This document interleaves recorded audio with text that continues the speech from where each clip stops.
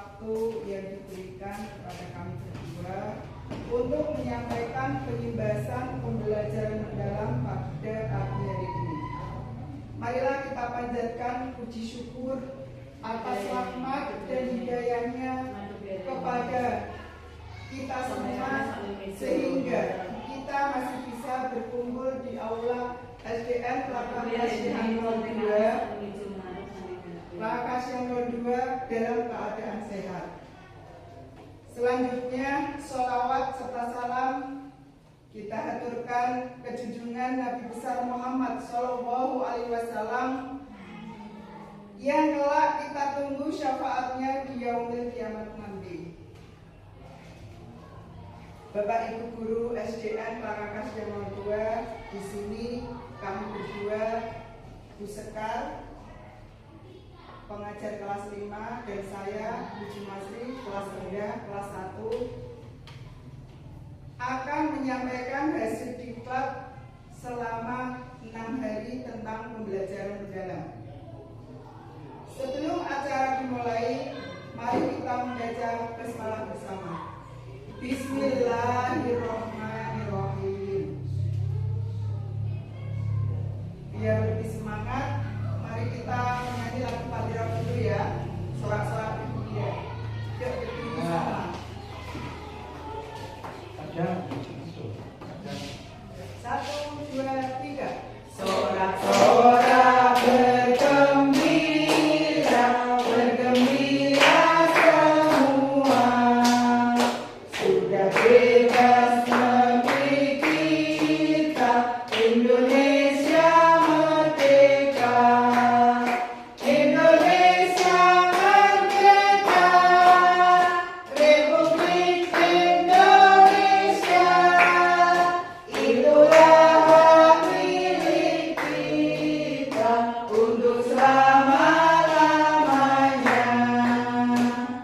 Ya, terima kasih. Memiliki kesadaran untuk menjadi pembelajar yang aktif dan mampu meregulasi diri. Peserta didik memahami tujuan pembelajaran, termotivasi secara intrinsik untuk belajar, serta aktif mengembangkan strategi belajar untuk mencapai tujuan.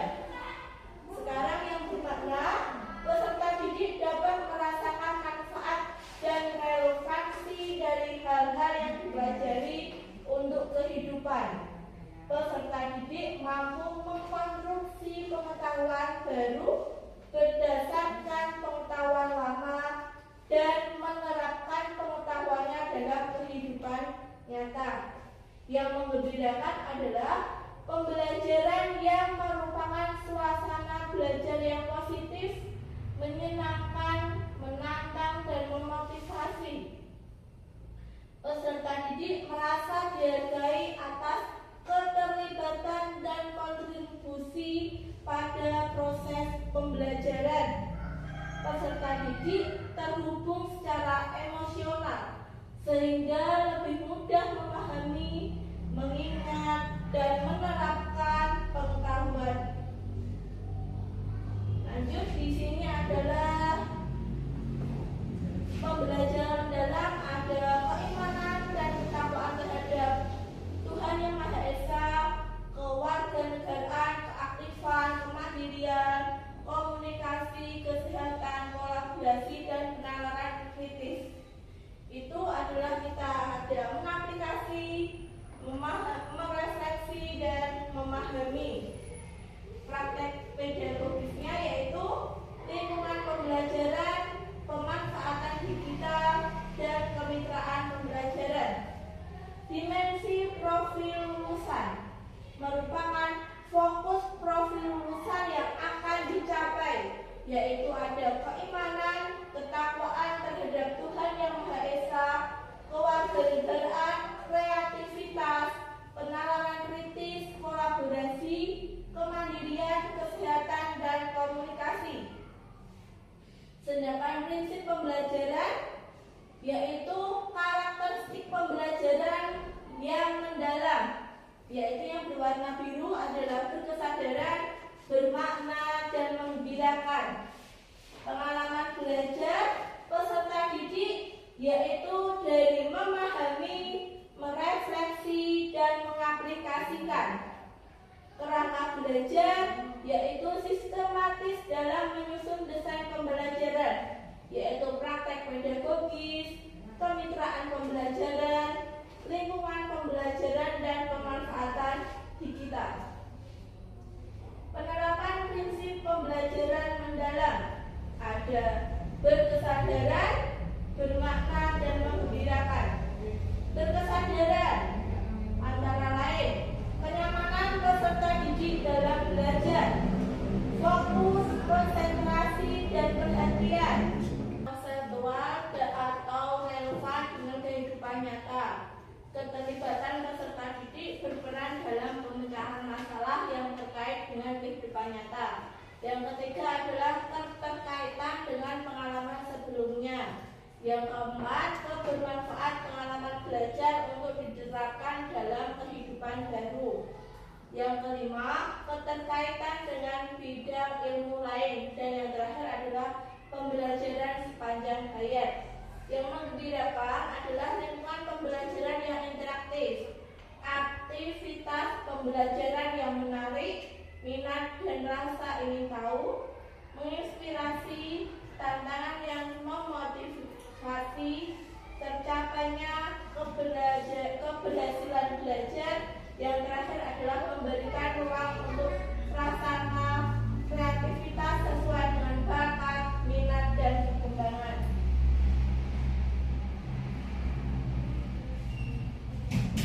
Mengaplikasikan pengalaman belajar yang menunjukkan aktivitas peserta didik mengaplikasikan pengetahuan dalam kehidupan secara kontekstual. Yang kedua adalah merefleksi, proses di mana peserta didik mengevaluasi dan memaknai proses serta hasil dari tindakan atau praktik nyata yang telah mereka lakukan. Yang ketiga adalah memahami, yaitu tahap awal peserta didik untuk aktif mengkonstruksi pengetahuan agar dapat memahami secara mendalam konsep atau materi dari berbagai sumber dan konteks. Selanjutnya, PM dalam taksonomi pembelajaran ranah kognitif. Yang pertama, taksonomi Bloom, mencipta, mengevaluasi, menganalisis, menerapkan, memahami, dan mengingat. Taksonomi Solo, berpikir abstrak yang mendalam, relasional, multistruktural, universal, dan prastruktural. Pengalaman belajar PM pembelajaran mendalam yaitu merefleksi, mengaplikasi, dan memahami. Deskripsi, memperluas dan menerapkan ide, menghubungkan ide-ide, memiliki banyak ide, mengingat kembali, dan yang terakhir adalah belum memahami. Kerangka pembelajaran di sini ada praktek pedagogis, kemitraan pembelajaran, lingkungan pembelajaran, dan pemanfaatan digital. Praktek pedagogis yaitu strategi mengajar yang dipilih guru untuk mencapai tujuan belajar dalam mencapai dimensi profil lulusan. Kemitraan pembelajaran membentuk hubungan dinamis antar guru dan peserta didik, orang tua, komunitas, dan mitra profesional. Lingkungan pembelajaran menekankan integrasi antar ruang fisik, virtual, dan budaya belajar untuk mendukung pembelajaran mendalam. Yang terakhir, pemanfaatan digital memegang peranan penting untuk menciptakan pembelajaran yang lebih interaktif, kolaboratif, dan kontekstual. Asesmen dalam pembelajaran mendalam. Penilaian atau asesmen adalah proses pengumpulan dan pengolahan informasi untuk mengetahui kebutuhan belajar dan capaian perkembangan atas hasil belajar murid. Prinsip asesmen ada 3: berkeadilan, edukasi,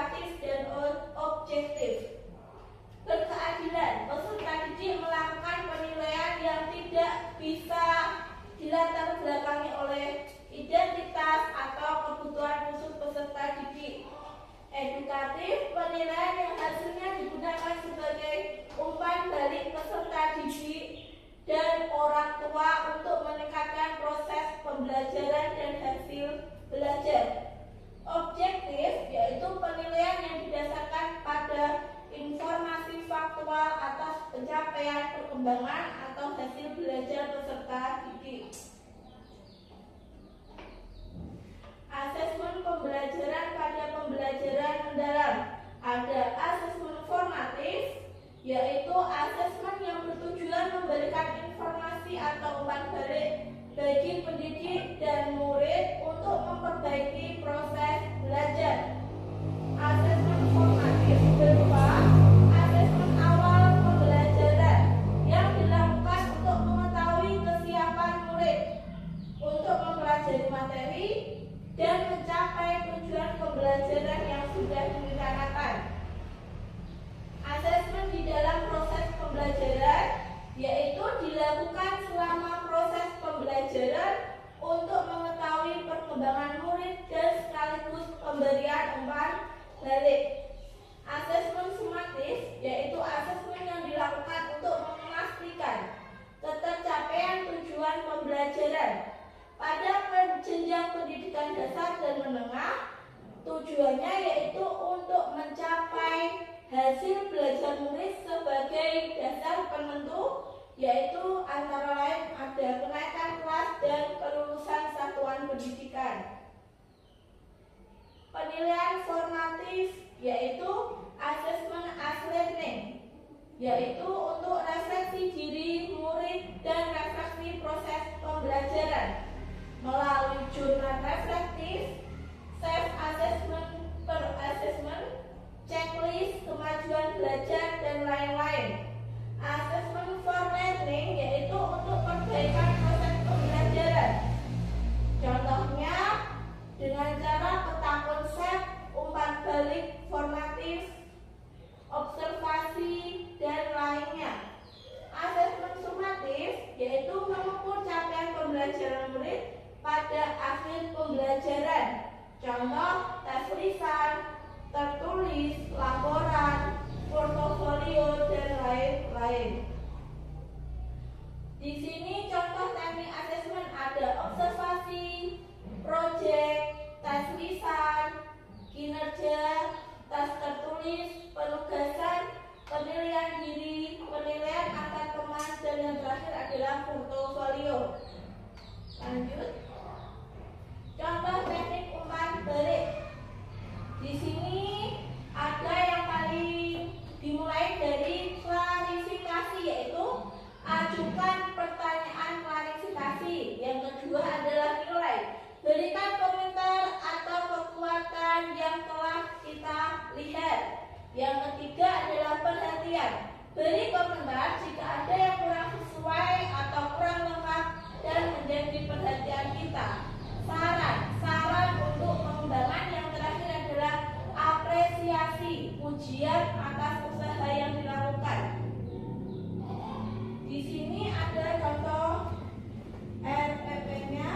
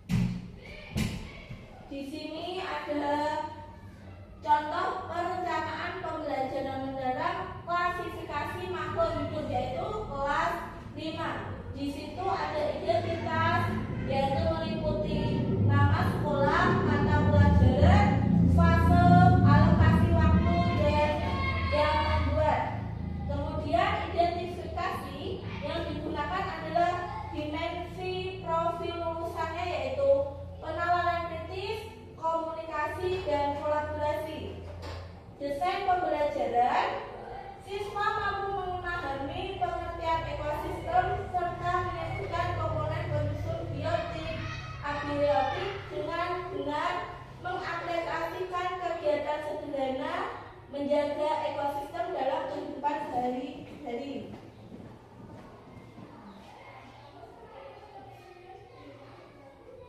Nah, di sini praktek pedagogisnya yaitu pembelajaran dengan model PBL, metode diskusi dan presentasi. Kemitraan pembelajarannya melalui pengamatan, diskusi dan kelompok. Lingkup pembelajaran yang digunakan ruang kelas dan kebun sekolah. Ruang virtualnya yaitu tentang pengamatan video. Pemanfaatan digitalnya yaitu ada penugasan dan asesmen sumatif.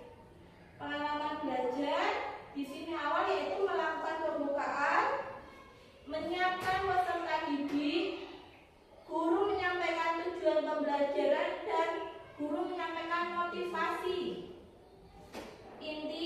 Inti itu ada beberapa bagian yaitu memahami, mengaplikasi, merefleksi, dan yang terakhir adalah penutup. Di sini asesmennya yaitu sudah terakhir yaitu ada LKPD, penilaian kreativitas peserta didik dalam kelompok dan refleksi.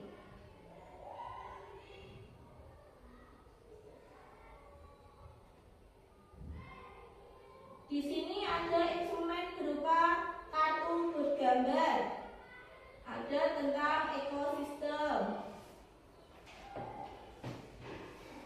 Lanjut di sini ada LKPD, yaitu tentang biotik, abiotik, populasi. Bentuk instrumen yang ditemukan.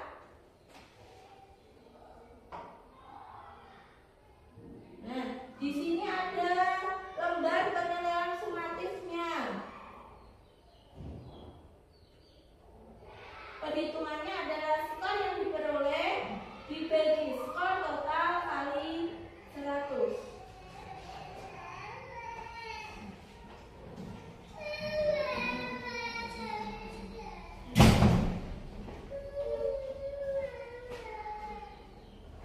Terima kasih Bapak Ibu Guru atas waktunya meluangkan waktu untuk pembebasan bersama kami berdua.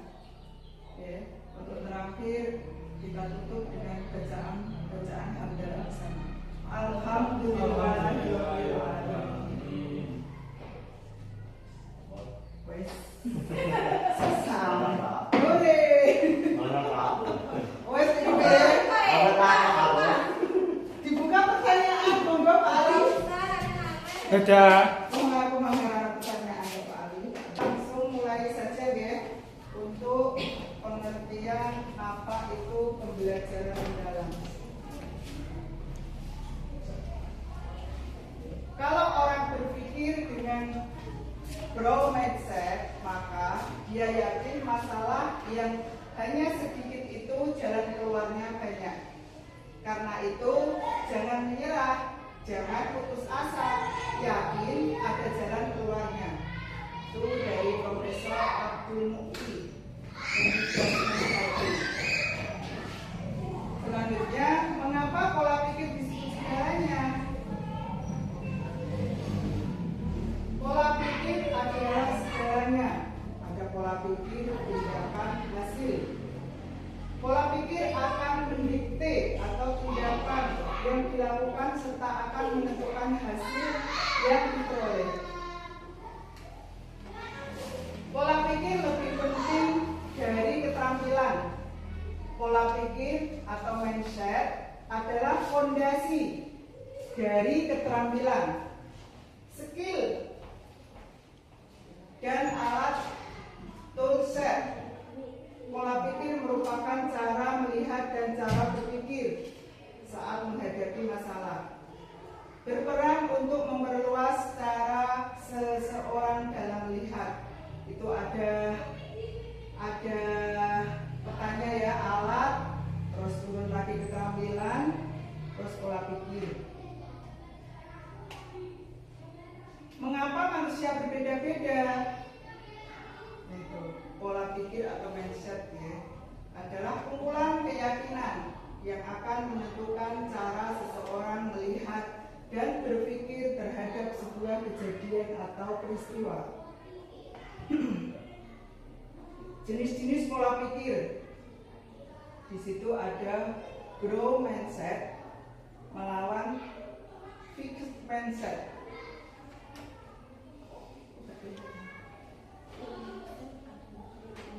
Growth mindset adalah keyakinan bahwa kecerdasan dan keterampilan bisa dikembangkan lewat keyakinan, kecerdasan, dan keterampilan bersifat tetap yang tidak. Profesor Dwi juga melakukan penelitian yang sangat mendalam terkait perbedaan karakteristik antara PPT dan PPB dalam 5 area kunci. Area yaitu tantangan, hambatan, usaha, kritik, dan sukses orang lain. Di situ ada area kunci PPT, PPB, tantangan, menghindar agar tetap terlibat, itu PPT-nya. Sekarang PPB, diterima sebab menjadi sarana untuk belajar. Sekarang hambatan, PPT menyerah dengan cepat. Kalau yang PPB bertahan dan terus mencari solusinya. Usaha, untuk PPT-nya mubazir sebab orang cerdas seharusnya tidak perlu bekerja keras. Kalau PPB-nya dilakukan sekeras mungkin sebab ini adalah satu-satunya cara untuk sukses. Area kunci kritik, PPT-nya merupakan serangan pribadi yang harus ditolak. PPB-nya sebuah masukan yang berguna untuk memperbaiki diri. Yang terakhir area kunci sukses orang lain. PPT-nya sebuah ancaman yang membuat kita terlihat kurang sukses. PPB-nya menjadi inspirasi agar bisa melakukan hal yang sama. Sekarang pola pikir tetap dengan pola pikir bertumbuh. Kira-kira lebih yang mana? Yang tetap apa yang bertumbuh? Kalau tetap itu udah pengen maju. Kalau bertumbuh itu kita pengen maju. Pola pikir tetap menghindar, menyerah, mubazir, serangan, ancaman.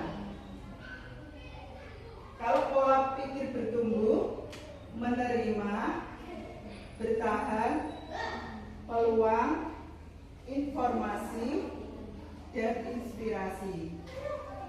Berarti yang dipilih yang bertumbuh ya. Bertumbuh itu sama dengan berkembang ya, tidak tetap. Dari pola pikir tetap ke pola pikir bertumbuh, nah itu ada belajar cara mengenali semua PPT, suara PPT, menuju ke sadari bahwa kita punya pilihan. Yang seterusnya berbicara kembali dengan suara PPB, melakukan aksi sesuai dengan suara PPB. Suara PPT-nya adalah suara-suara yang menimbulkan kekhawatiran dalam diri seseorang pada saat menghadapi tantangan dan hambatan.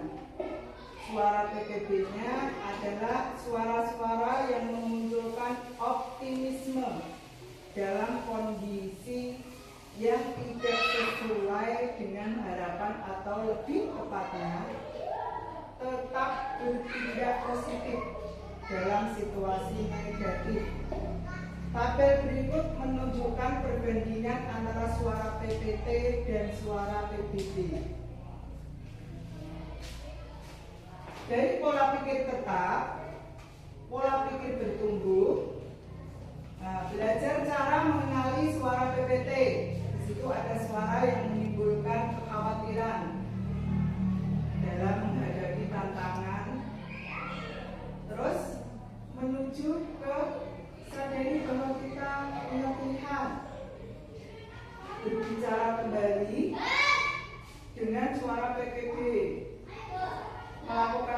sesuai dengan suara PTB.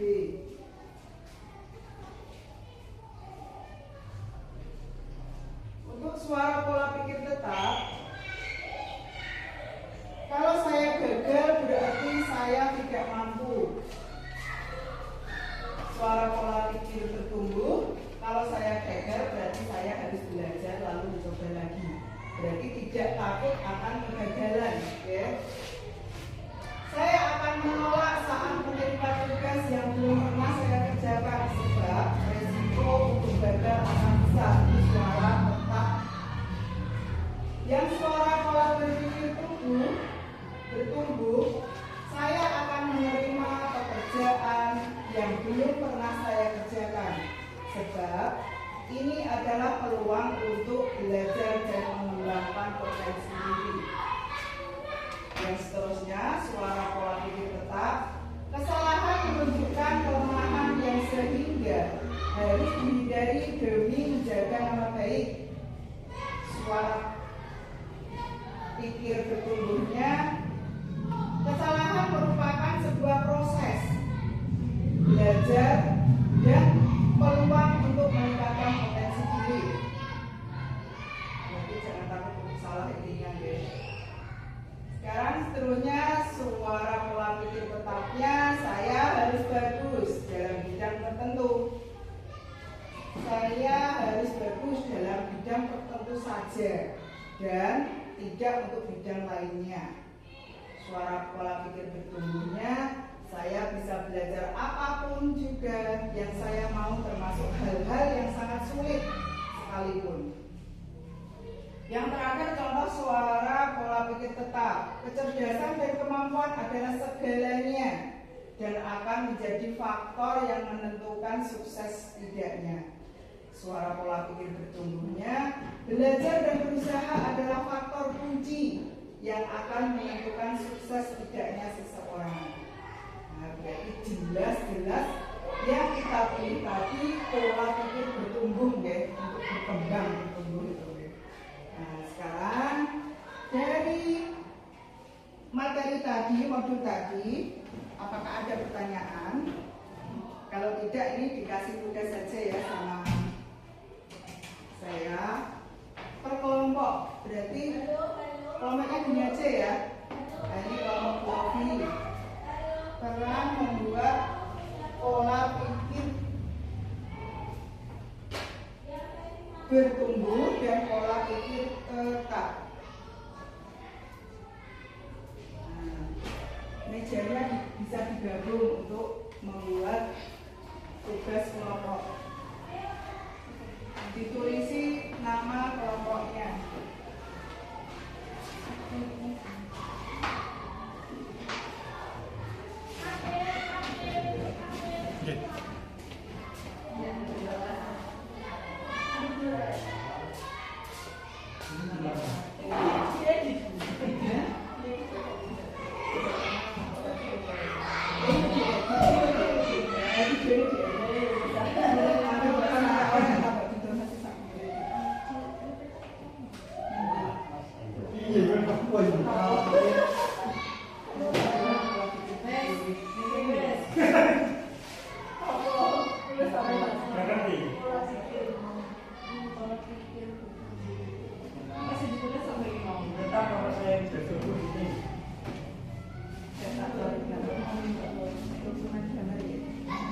Gambar belum bisa, belum bisa.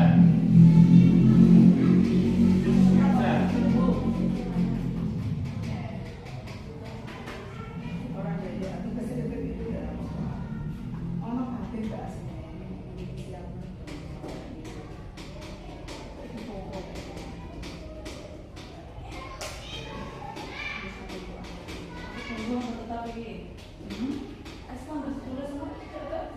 Yo ora di foto kok ya. Mungkin tak etok terus kayak diagram ngono asline. Bola bisa bertumbuh toh. Oh, itu sih namanya. Ini mesti pakai gitu ya.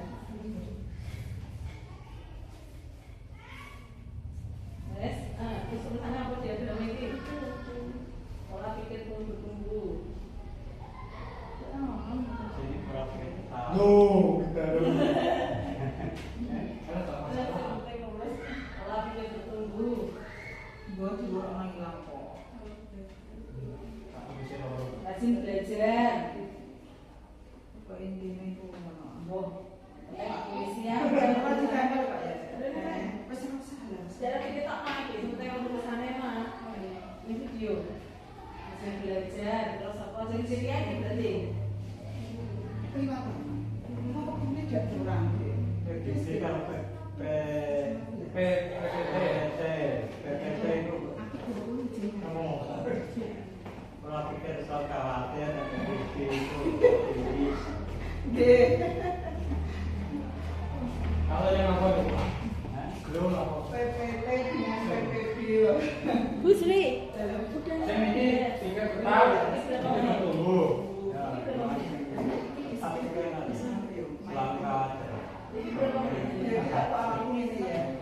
Sudah selesai ya tugasnya. Orang sakit tempel ya.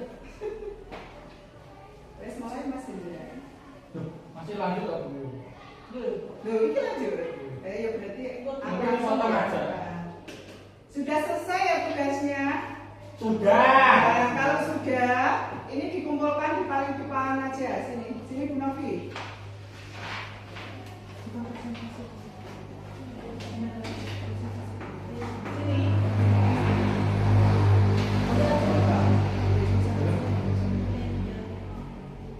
Untuk hasilnya, ini mohon perwakilan satu kelompok untuk presentasi ya. Ayo Pak Hendra, mewakili kelompok satu untuk presentasi. Anies, aku sambil.